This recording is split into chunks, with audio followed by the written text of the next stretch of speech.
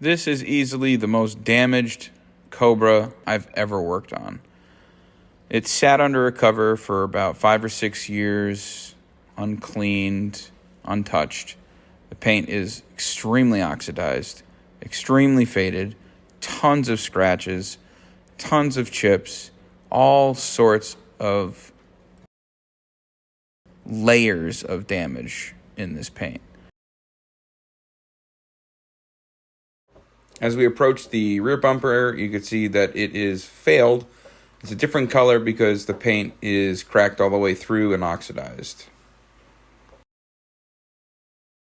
Here's just a quick before and after, a test panel to see what our results will look like. In the end, as you can see, that is a pretty massive difference. So we're using this CSI Ceramic X polish. It works really well with the system that it comes with, which is this backing plate that fits specifically onto the CSI pad. It's perfectly centered every time. You don't have any pad wobble. This looks like twisted wool, but I'm not. Yeah, it is twisted wool. Yep.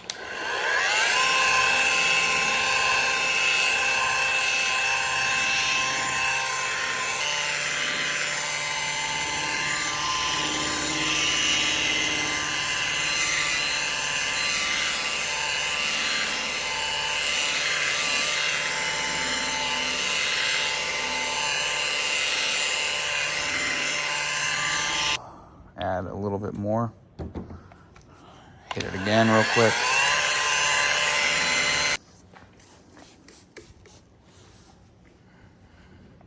A lot of times when you have really grabby polishes, they leave a lot of streaking behind. And this one just doesn't. It's grabby, but it comes off without leaving like major residue, which is really, really nice. Huge thing for me because a lot of times when I use stuff like HD1 or platelet compound from Turtle Wax, it's really slimy. So there you have it, your corrected hood that looks a lot less messed up now. And I mean, obviously the contrast is incredible between the fender and the hood. So as you can see, this door is extremely oxidized, damaged, haze. It has a lot of deep, it's like dog nail scratches or something in it. In case you guys are wondering, this is platelet compound. This stuff works remarkably well. Even on like Mercedes paint, believe it or not.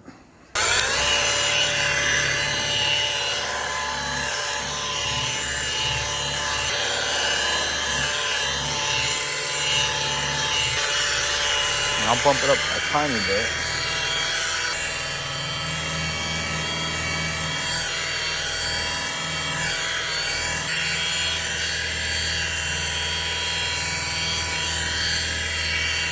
All right, so we're just gonna take some 510, do what we normally do.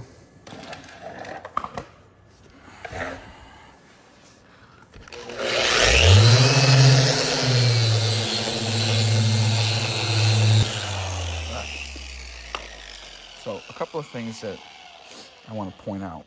So I used oversized pads on the 5.5, okay? I used a 6-inch Lake Country pad net so that way I can push the pad into corners and get down into this ridge here, right? And up in this ridge up here, okay? Let's move on down towards the fender line.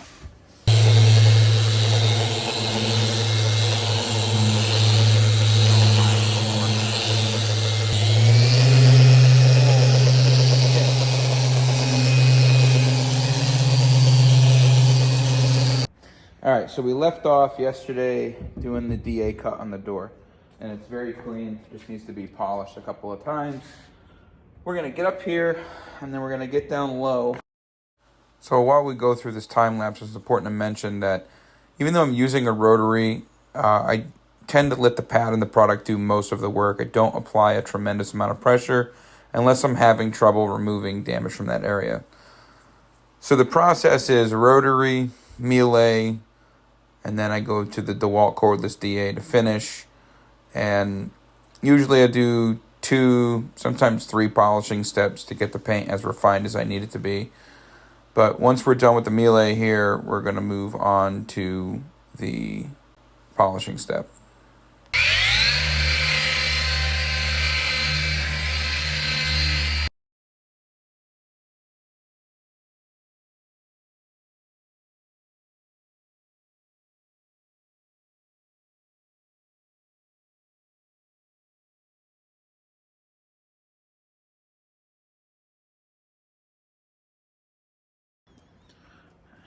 Now that we are done with our second to last polishing step on the door,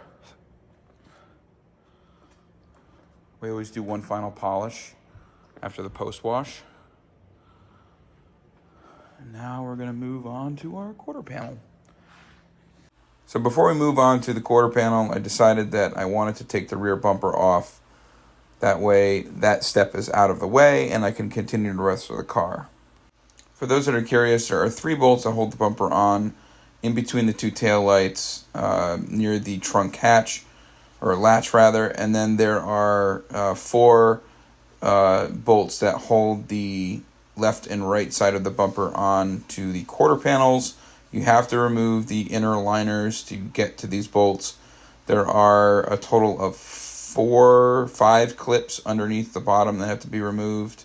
And then the bumper should just slide right off.